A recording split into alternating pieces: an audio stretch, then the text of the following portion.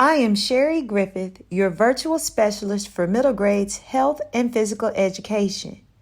In this webinar series, we will be focusing on strategies for accommodating learners. The content of this presentation is aligned to the State of Georgia's Teacher Keys Effectiveness System for Performance Standards 2, 3, 4, and 8. Instructional planning, instructional strategies, differentiated instruction, and academically challenging environment.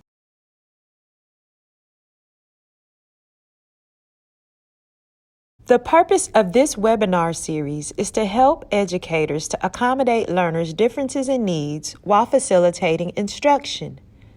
This includes using effective strategies and resources during instructional planning, using relevant research-based instructional strategies to engage students and to facilitate the students' acquisition of key knowledge and skills, to provide appropriate content for developing skills and for differentiating instruction which challenges and supports each student's learning, and for creating a student-centered academic environment in which teaching and learning occur at high levels and students are self-directed learners. In this session, we will be focusing on integrating technology for middle school students in the PE classroom that helps students to demonstrate knowledge and skills to maintain a health-enhancing level of physical activity and fitness, that helps students to demonstrate ways to track activity and progress using journals, computer software, apps, or other methods to make indicated adjustments, that helps students to demonstrate ways to increase levels of moderate and vigorous physical activity, or MVPA, in daily routines, and to help students demonstrate responsible personal and social behavior, self-expression, positive social interaction, and to recognize the value of physical activity for health, enjoyment, and challenge. My top 5 technology integration methods are not necessarily in any order, but aim to help as effective strategies for relevant and appropriate content to support the occurrence of high levels of teaching and learning in the PE classroom and to facilitate a student-centered academic learning environment which supports self-directed learners. 5. Top 5. Top 5. Top 5. Top 5.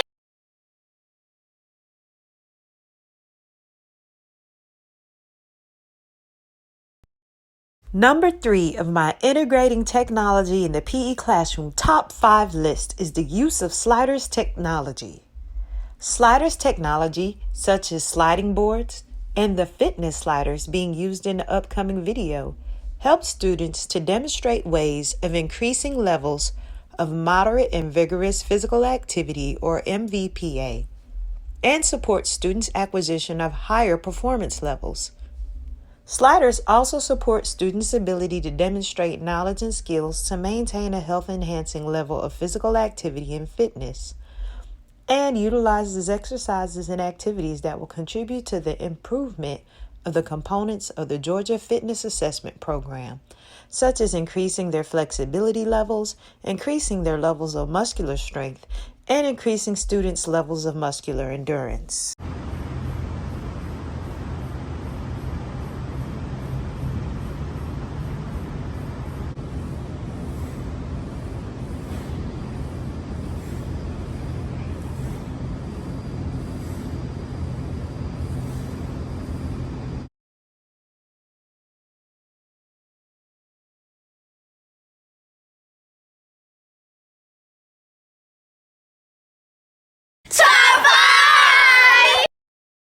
Number 2 of my integrating technology in the PE classroom top 5 list is the use of portable interactive smart devices, such as the ViewSonic Smartboard on wheels seen here, iPads, student-issued devices, or even smartphones for viewing media as a large group, as a small group, independently, or in stations activities.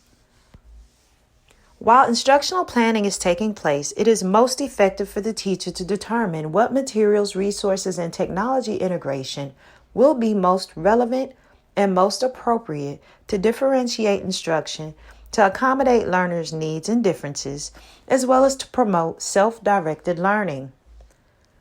I prefer for students to view and interact with the large board during a mini lesson as a large group, and then allow students to break out into smaller groups or independently to participate, to assess themselves, and to assess one another. The interactive mobile smartboard accommodates visual, auditory, and kinesthetic learners through use of relevant and appropriate media simultaneously, as students are able to be engaged while viewing, hearing, and still having the space to move or participate as needed while they follow along. Handheld devices such as student-issued devices, iPads, or cell phones can be used to scan QR codes on teacher-made posters, can be used as stations, or can be used for creating media, recording progress or data for assessments, for journaling, tracking activity, completing projects, challenging one another, or assessing one another's skills and development.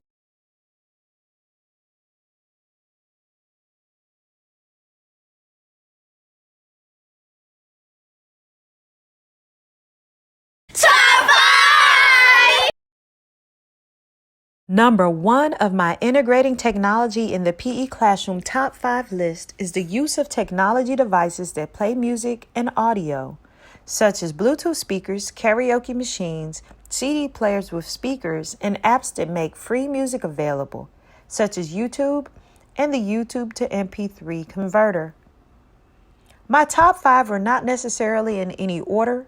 However, the ability to play the FitnessGram audio over a loudspeaker for a large group to participate in the components of the FitnessGram assessment is very beneficial for teaching and learning to occur at high levels. I cannot imagine conducting the PACER test without audio being played out loud.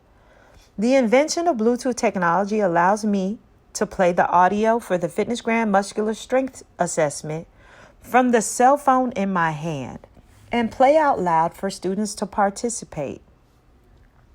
The ability to press pause or restart the audio with a button press or swipe of the finger makes the testing environment a more engaging, more effective, and more efficient one. Just like during the PACER test, using audio or music to impact performance or as a cue to begin is a research-based strategy that is most relevant in the facilitation of PE class and helps to facilitate enjoyment, self-expression, positive social interaction, rhythm, and continual movement.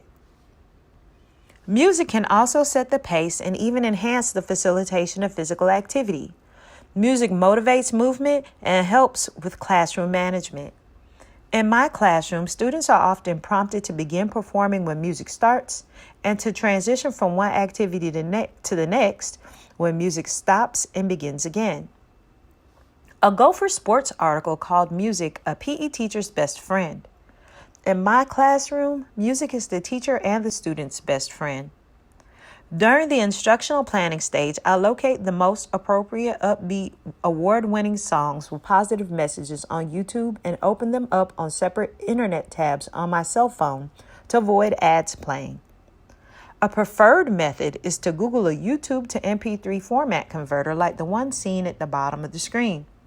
It works as simple as copying the YouTube video's web address into the web address box, clicking the blue Convert button, and downloading the converted video to your device. This is a way to have an MP3 file of a song that can be played during PE class, as well as become a part of a future playlist of songs, and for creating a student-centered academic environment for students to perform as self-directed learners.